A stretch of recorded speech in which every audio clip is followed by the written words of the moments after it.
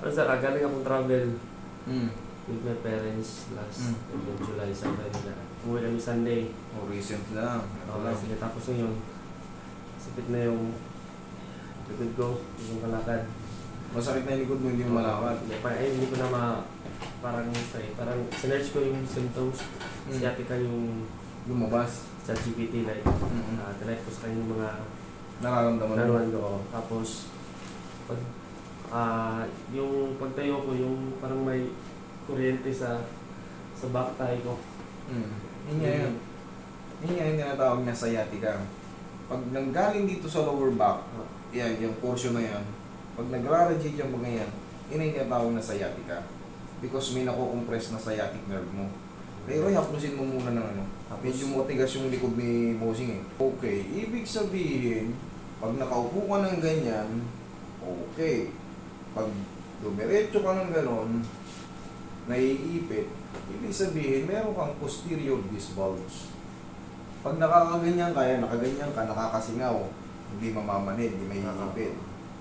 Okay. Ibig sabihin ng posterior disc bulge, yung likod ng disc mo, naiipit. Kasi pabilog yan eh, paikot. Every vertebral body, may pagitan niya, yun yung disc. Ngayon, nako-compression. Pag na-compression, tutulak ngayon yun. It depends kung saan tatama. Kunyari, posterior disc bulge to the left. Mamamanid yung kaliwa mo. Ganyan yan eh. Paikot. Kaya pag nakaganyan ka, naiipit yung anterior, nakakasingaw yung posterior na may bulging. Okay ka.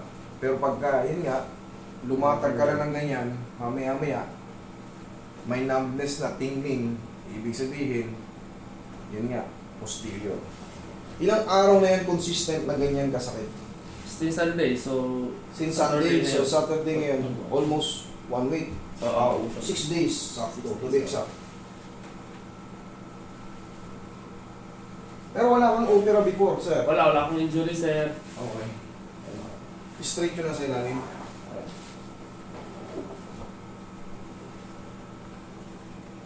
Okay, relax na ako. Wala naman. Hawakan mo itong kamay mo.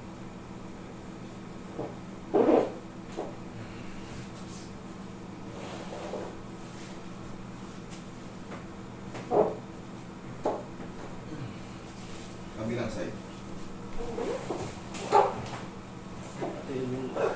Dito yung kuryente.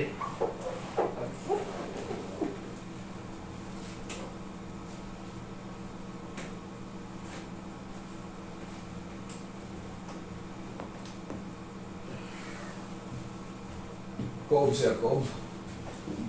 Numbness, tingling, wala. Andito yung ano, yung parang kuryente sa legs ko. Kaya mong tumagal, hindi. Kaya naman. Kaya? O sige. Roy, massage mo dyan. Ako dito. Pag hindi kaya, sabihin mo sa akin ha, kasi patitihayain kita.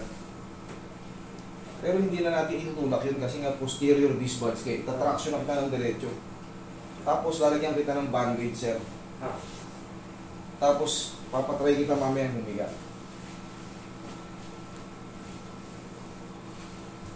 Tapos waiting ka lang ng 4 to 5 days, sir. Lagi ako kasi bukid kayo na kasi 3 hours from here. Kaya ako kagabi. Ito na kayo naabutan. Galing pa kayo Cebu? Galing pa akong 3 hours away. Trinidad po. Trinidad? Oo. Malayo po dito. Tapos matay ko rito around 6. Na-close na kayo. Tapos pinapamassage ko lang. Pinapahilot sa amin. Kasi may hilot daw sa amin.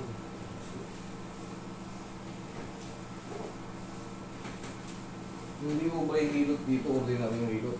Yung mga bukid lang, sir ba? Hindi mo ba yun? Oo. Kailangan nito talaga ma-adjust yung vertebral body mo. Okay ka lang? Okay lang, sir. Sige. Yeah, kaya tumutulog ako. Ito yung Pressure. yung parang kuryente lang sa kanya. Sige nga, tagalan mo ng konti. Sige nga, tingnan mo kung nagbago. Medyo okay na. Okay. Pero andito pa rin. Hindi kaya kagabi na kahit anong posisyon ko, mayroon talagang... Ngayon, nakasingaw na yun, idol. Yung naramdam mong ang lalakas ng umusog. Ano na lang yan, trauma na lang yan. Kaya iintay na lang tayo ng 4 to 5 days. Ngayon, idol, ang gagawin natin, lalagyan kita ng bandage. Sige, tagilid ka muna. Tagilid. Ano to?